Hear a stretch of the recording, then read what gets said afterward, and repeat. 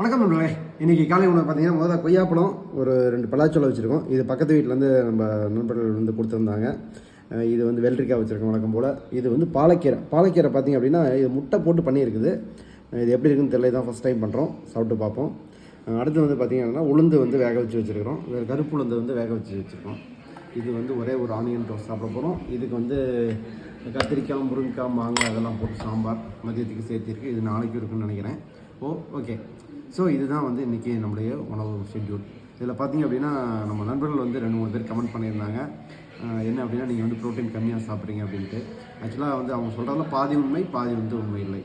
முதல்ல உண்மை என்னன்னு பார்த்தீங்கன்னா, காலையில் வந்து முழுசாக நம்ம வந்து ப்ரோட்டீன் நிறைய எடுத்துக்கிறது இல்லை. எல்லாமே கலந்து சாப்பிட்றோம், பேலன்ஸ் டயட்னு சொல்லி தான் இப்போ போடுறோம். அதனால் பார்த்திங்க அப்படின்னா ப்ரோட்டீன் வந்து இங்கே கம்மியாக இருக்கிற மாதிரி தெரியலாம். ஆனால் இனிமேல் உங்களுக்கு வந்து பார்த்திங்கன்னா எப்படியும் கண்டிப்பாக வந்து ஒரு ஸ்ப்ரவுட் ஐட்டம் இருக்கும். இந்த உளுந்து, சுண்டல் இந்த மாதிரி ஐட்டம் அது வந்து ப்ரோட்டீனுக்காக தான் நம்ம சேர்த்திக்கிறோம். ப்ளஸ் அதே மாதிரி முட்டை அந்த மாதிரி சேர்த்திக்கிறோம். இப்போ உண்மை இல்லை அப்படின்னு பார்த்தீங்கன்னா, நான் வந்து காலை உணவு மட்டும்தான் உங்களுக்கு வந்து வீடியோ பெரும்பாலும் போட்டுருக்கேன். மதிய உணவு, இரவு உணவு எதுவுமே பெரும்பாலும் போடுறதில்ல. அப்போ அந்த டைம் பார்த்திங்கன்னா அந்த டைமும் இதே மாதிரியான ப்ரோட்டீன்கள் நிறையா சேர்த்திக்கிறோம்.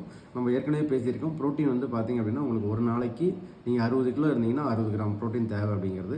ஸோ நம்ம வந்து இந்திய உணவு வகையில் வந்து 60 கிராம் ப்ரோட்டீனுக்கு வாய்ப்பு இருக்குது அப்படின்ட்டு தான். சைவ உணவில் பெரும்பாலான வாய்ப்புகள் வந்து கம்மி தான்.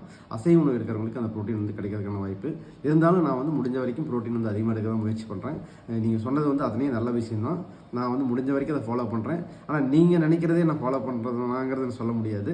என்னுடைய உணவு முறை, என்னுடைய ஷெட்யூல் இதை பற்றி நான் போட்டுட்ருக்கிறேன். உங்களுக்கு இதில் எதெல்லாம் நல்லதுன்னு தெரியுதோ அதை வந்து நீங்கள் எடுத்துக்கங்க. அதே மாதிரி நீங்கள் சொல்கிற கமெண்ட்லேருந்து எதெல்லாம் நல்லதோ அதையும் நான் வந்து எடுத்துக்க முயற்சி பண்ணுறேன். ஓகே, நன்றி.